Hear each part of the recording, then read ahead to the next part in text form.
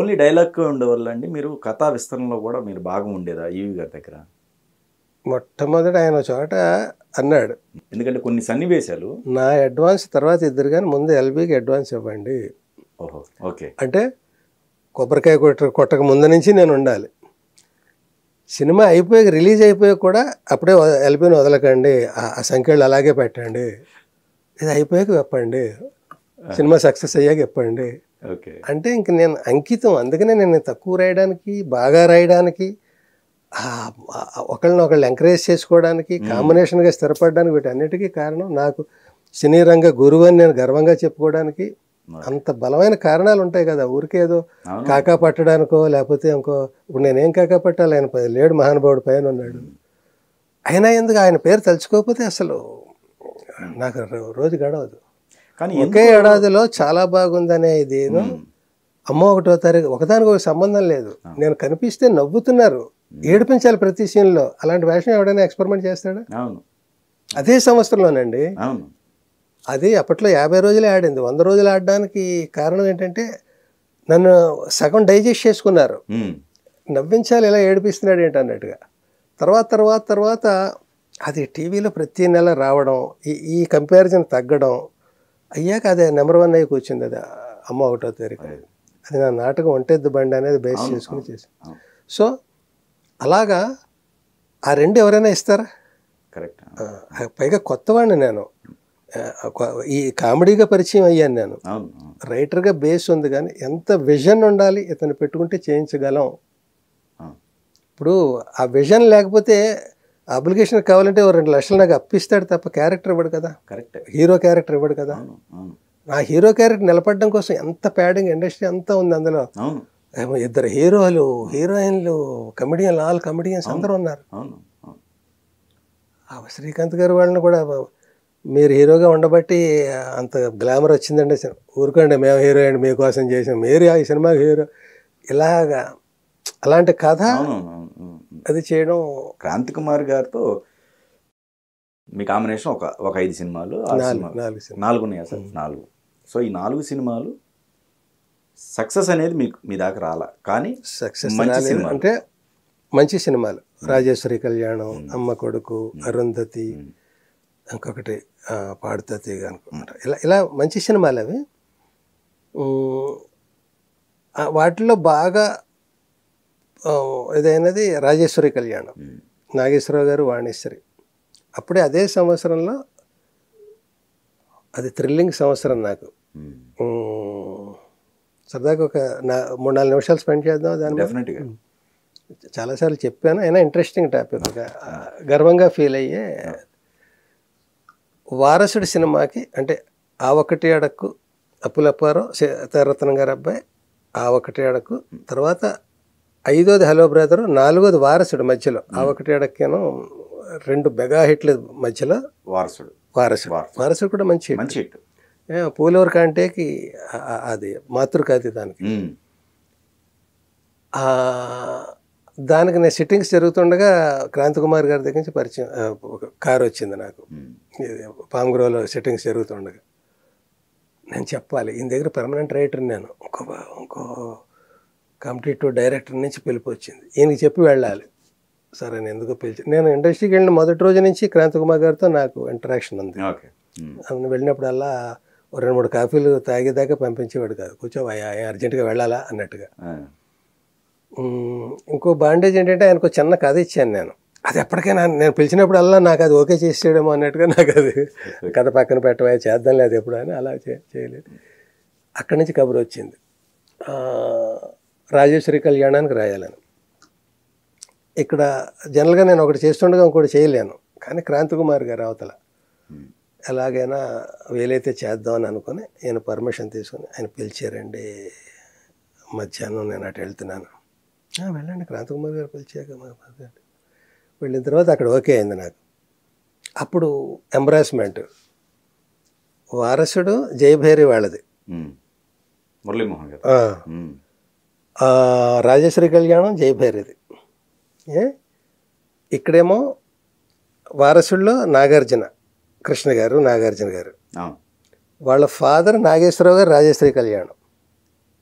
అర్థమవుతుంది. రెండు ఒకే banner, correct. ఒకే banner, ఒక దాంట్లో తండ్రి, ఒక దాంట్లో కొడుకు, రెండిటికి రైటర్, నేను డైలాగ్ రైటరు. ఒకటేమో రాజమండ్రిలో, ఒకటేమో హైదరాబాద్లో, ఒకేసారి షూటింగ్లు. నేను ఇక్కడికి వస్తే అక్కడ కావాలనేవారు, మళ్ళీ సాయంత్రం ట్రైన్కి అక్కడికి పంపించేవారు.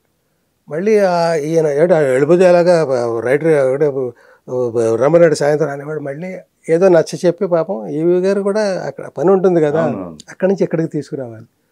నాకు రాత్రి ట్రైన్లోనూ, పగలేమో రోజు హైదరాబాద్, రోజేమో రాజమండ్రి అన్నట్టుండే. థ్రిల్లింగ్గా క్రేజీగా ఫీల్ అయినా నాగేశ్వరరావు గారికి రాయడం అంటే చిన్న విషయం కాదు. నాగార్జున గారికి రాయడం, అప్పుడు ఇంకా హలో బ్రదర్ రాయలేదు కదా. కృష్ణ గారు, ఇవన్నీ ఒకే డైరెక్టర్, నాకు లీడింగ్ డైరెక్టర్. ఇన్ని ఎంజాయ్ చేసినది ప్రొడ్యూసర్స్ వాళ్ళు ఒకళ్ళే. దాన్ని ముందు గణేష్ పాత్ర గారిని అనుకున్నారు. ఆయన అడ్వాన్స్ తీసుకున్నారు గణేష్ పాత్ర గారు, ఇంకా రాయకుండానే. తర్వాత ఏదో కొన్ని ఇబ్బందుల వల్ల నన్ను పెట్టుకున్నారు. ఆయన ఏదో బిజీగా ఉండడం, గణేష్ పాత్ర గారు సంథింగ్ లైక్ దట్, నన్ను పెట్టుకున్నాక ఆయన అడ్వాన్స్ తీసుకున్నాడు గణేష్ పాత్ర గారు. అదేనో ఇక్కడ కూడా తీసేసుకున్నారు. ఎక్కడ రాజేశ్వరి కళ్యాణ్కి తీసుకున్నారు, ఇంకోటి ఏంటి ఆయన రెండింటికి దానికి కూడా ఇచ్చినట్టున్నారు. రాజేశ్వరి కళ్యాణానికి, వారసుడికి కూడా ముందు ఆయన అనుకుంటా, రెండింటికి ఫస్ట్ అనుకున్నారు. ఎందుకంటే బ్యానర్ ఒకటే కదా, ప్రొడక్షన్ ఆఫీసులో కదా డెసిషన్స్ జరుగుతాయి. నేను ఉండాలని ఈవీ గారు అన్నారు, నన్ను పెట్టినట్టుగా క్రాంతి కుమార్ గారు చెప్పారు. రెండింటికి కూడా ఆయన ఏదో ఫ్లాట్ ఏదో కొనుక్కుని అప్పట్లో అడ్వాన్స్ తీసుకున్నారు గణేష్ పాత్ర గారు, రాయకుండానే అడ్వాన్స్ తీసుకున్నారు. మరి ప్రొడ్యూసర్ న్యాచురల్గా వాళ్ళ సెంటిమెంట్, వాళ్ళ ప్రతి సినిమాకి గణేష్ పాత్ర గారు అది చూసుకుంటాడు. ఇంకో రకంగా డబ్బులు ఇచ్చారు రెండింటికి, మళ్ళీ ఇంకో రేటును పెడితే ఈ రేటర్ కూడా డబ్బులు ఇవ్వాలి కదా వాళ్ళకి. ప్రొడ్యూసర్గా లాసే కదా. ఆ రకంగా వాళ్ళు కొంచెం ఇబ్బంది పడ్డారు. ఇదేంటి ఇద్దరు డైరెక్టర్లు ఎల్బి శ్రీరామ్ కావాలంటున్నారు, ఎవరిని కాదన్నాం, కానీ ఆయన మన ఆస్థాన రైటరు, ఆయనకి పక్కన పెట్టాల్సి వస్తుంది, ఇతన్ని అబ్లిగేట్ చేయాల్సి వస్తుంది. ఇద్దరు అవడం వల్ల పాపం వాళ్ళ బర్డెన్ మోసారు. ఈయన క్రాంతి కుమార్ గారు, నువ్వు డబ్బుల సంగతి మర్చిపో, వాళ్ళు ఏ కారణం చేతైనా ఇవ్వకపోతే నా రెమ్యునరేషన్లో నీకు ఇస్తాను, నా మీద నమ్మకం ఉంది కదా అన్నాడు. అంటే ఇవన్నీ మెమరీస్, స్వీట్ మెమరీస్. అలాగంటే క్రాంతి కుమార్ గారికి నాకు అటాచ్మెంట్. సక్సెస్ ఎలా ఎక్కువ చేసాము అది పక్కన పెడితే. దాని తర్వాత మీకు నంది అవార్డు వచ్చింది రామసక్కనోడు. సాగర్ గారు అంటే ఎక్కువ ట్రావెల్ చేసింది సాగర్ గారితో. అవి బ్లాక్ బస్టర్స్ కాదు కానీ మంచి సినిమాలు అవి కూడా. రామసక్కనోడు మంచి సినిమా. ఆ తర్వాత ఓసినా మరదల సౌందర్య లీడర్గా చేస్తుంది, సుమన్. జగదేక వీరుడు అది యావరేజ్.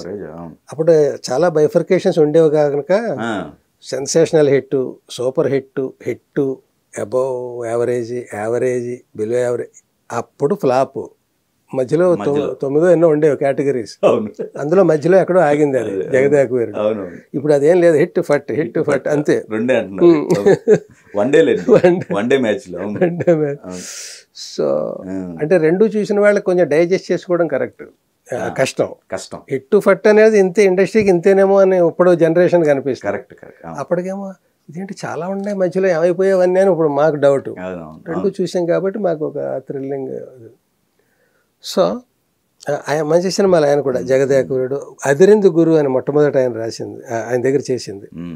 ప్రేమ హీరోయిన్, కృష్ణ గారి హీరో అందులో కూడా, కాశ్యం కృష్ణ విలన్. మీ కాలం మంచి స్పీడ్లో ఉంది.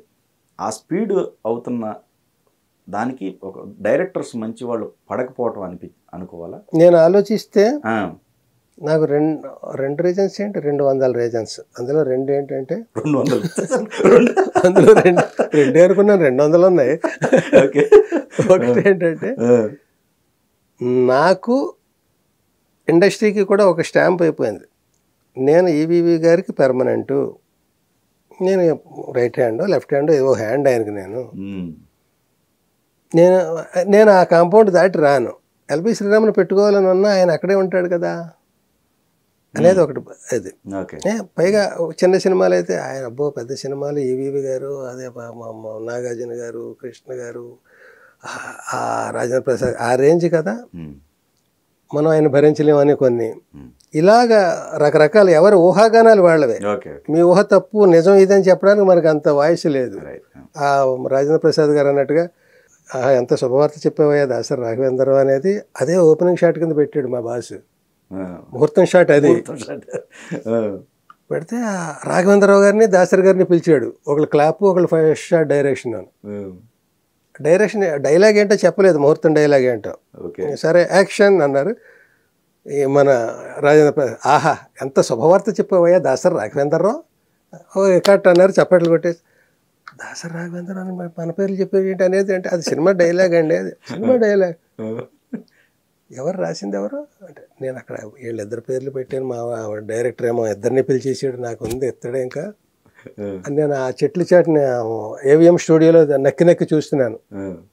ధైర్యం అందరూ ఎక్కడ ఉన్నారు, నేను చాటును ఉన్నాను. కొడతాడేమో పట్టు చెరో చెంప పగలు కొడితే చెరో పదారు పోతే పళ్ళని. సో చూస్తే వాళ్ళు నవ్వుతూ ఎంజాయ్ చేసి అడిగారు ఎవరు డైలాగ్ రైటర్ అని. పొగ చెట్టు నుంచి సగం కనపడుతున్నాను నేను. పిలిచాడు, ఇంకా రాజేంద్ర ప్రసాద్ అందుకున్నాడు. ఈయనే ఎల్బి శ్రీరామ్ అని ఓ గుప్పేస్తున్నాడు, పదప్రయోగాలన్నీ తెగ వాడేస్తాడు. కానీ పాప నోట్లో నాలుగు లేదు అంటే ఏది చెప్పలేడు అని, రాయగలడు తప్ప చెప్పలేడు అని. నోట్లో నాలుగు లేదు ఎలా ఉంటుంది, నోట్లో నాలుగు తీసి పెన్నులో పెట్టేసుకున్నాడు. మరి పెన్నులో అప్పట్లో ఇంకు పెన్నుకి నాలుక పాళి అని రెండు ఉంటాయి, ఆ నాలుగు అక్కడ పెట్టేసుకున్నాను నేను, ఇది ఇక్కడ లేదు.